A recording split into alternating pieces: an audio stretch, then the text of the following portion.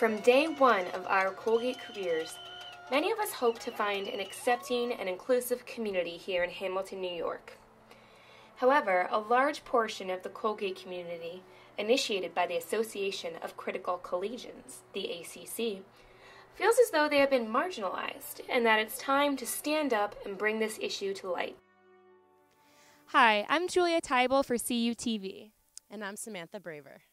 Samantha and I are here right now in front of the Colgate admissions building where some students have been conducting a peaceful protest, sitting in for over 30 hours now. We've been getting some really great interviews with a lot of the Colgate students and faculty, asking them about the various action plans of the peaceful protest, as well as how they got involved in the movement. I'm here with Amanda, class of 2017, who was here last night sleeping over at the admissions office with lots of other protesters. Can you tell me a little bit about what that was like? Sure. We organized yesterday morning at about 7 a.m. at Donovan's Pub, or 7:30 a.m., and we walked up here all together. Everybody sat in, and we had a giant forum yesterday.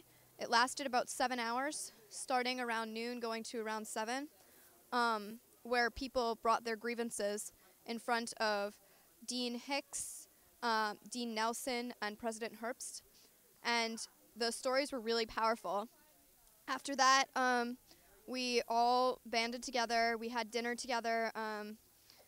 We slept here to make a statement, basically, about what we're standing for. I'm right here with Sharon Nickel. Could you tell me a little bit about your involvement with this movement? Sure. So right now we're going into our 30th hour. I've been here the whole time because I'm really passionate about the movement and what we're fighting for. We're not fighting for just race issues. We're fighting for issues of inclusivity in general. And it's definitely about making the Colgate community better for all of us. So yeah, there have been ups and downs, highs and lows. It's been very emotional and very taxing, but I think it's definitely needed and necessary. What has been the highlight of your experience here so far in the 30 hours that you have been involved in this sit-in? It's definitely been the times when people have spoken about their personal experiences, because it puts it into perspective. People think that these are just issues that don't really affect people on this campus, but they do. And it's not just about one person or one group of people. It's definitely about all of us. We're definitely fighting for something that is pertinent to the Colgate community in general, and it's not just this one group of students who feels excluded, because I know there's a time on campus when everyone feels excluded. So I think the movement is for everyone. Hi, I'm here with Kyle Esring, a member of the Colgate class of 2017. Kyle, can you tell me a little bit about your involvement with this movement? I just heard about it all day. I read an article in the Times about it, so I thought I'd come down and try and become more involved, because I feel badly about what's going on, and I feel like everyone should do their part to make Colgate a more welcoming place. And I don't know how much everyone else knows about this, but on Yik Yak and other types of social media, you see some really offensive things, and I think that, unfortunately, the voices of those who are insensitive and offensive are the ones that they speak the loudest, and they speak more frequently than the people who are genuine and caring. I'm here with Dana, class of 2017. Now, Dana, could you tell me a little bit about the leadership for this movement? Okay, so we don't really call it a leader-less movement, in the sense that there's not one person at the top making decisions and then we kind of go along with it. The way this started was 4 seniors, Melissa, Corey, Natasha, and Christy, kind of were tired of the way things were and wanted to be more active than just having conversations all the time. So that with Professor Page and a bunch of other professors, we kind of led into more discussions, and then more students wanted to be active, and then it grew and grew and grew into what it is now.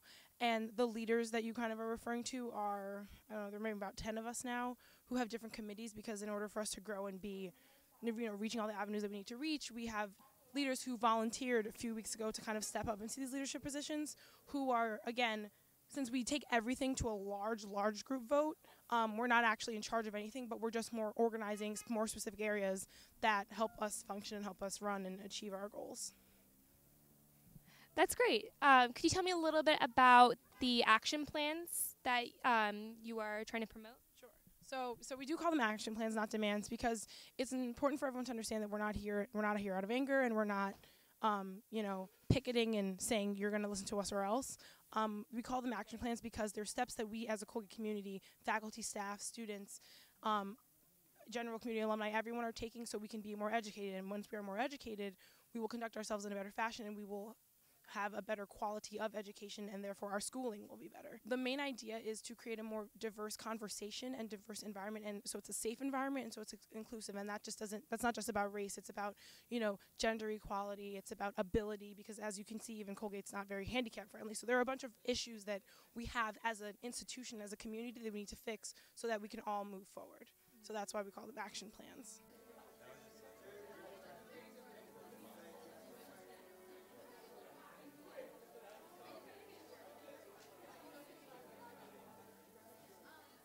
I'm here right now with Hannah O'Malley, who is class of 2017 and in charge of all the news media, or one of the people in charge for the news media of this peaceful protest.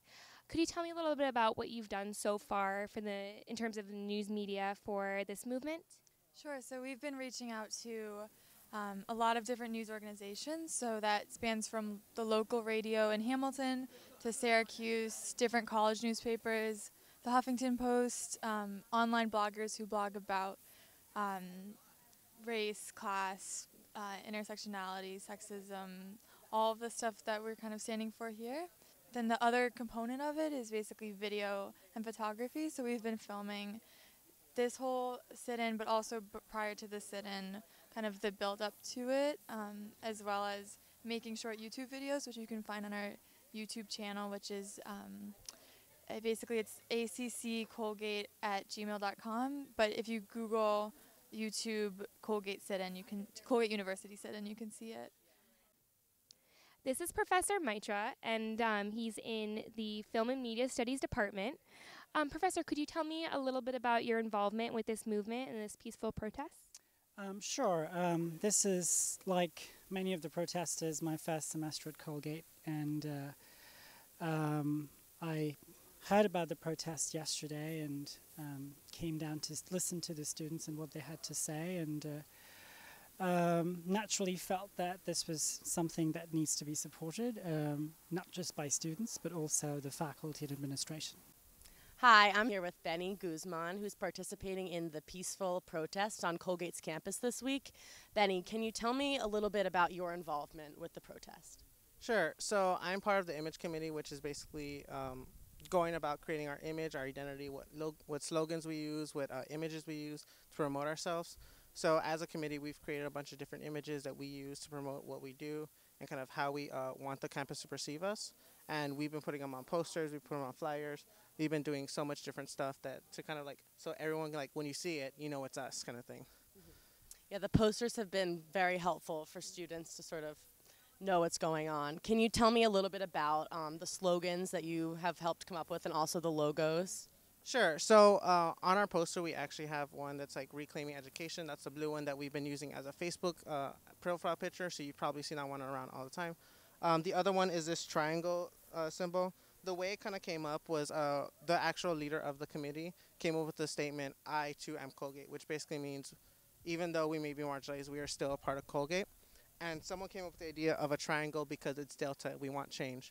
So the kind of function of this stencil, the way that we printed it out was I am also a part of Colgate, I am with you, and we want change. Something else that's been coming up in the posters quite a lot is the question marks, which goes back to one of our ideas, how we want to be seen. So the question mark is essentially, are we a part of Colgate? And at the end of this, whenever it happens, we all are inclined to take off the question marks we have put on all over our bodies or wherever, and to kind of symbolize that, yes, we are a brown part of Colgate, we know that now. This peaceful protest, organized in part by the Association for Critical Collegians here at Colgate, has been ongoing for over 30 hours and will continue to go on until these peaceful protesters feel as though their needs have been met. The various interviews that we've been able to conduct today have shed light on the various action plans of the movement, as well as some of the smaller details, like the symbols of the movement and the various slogans. For CUTV, I'm Julia Tybal. And I'm Samantha Braver. Have a good night.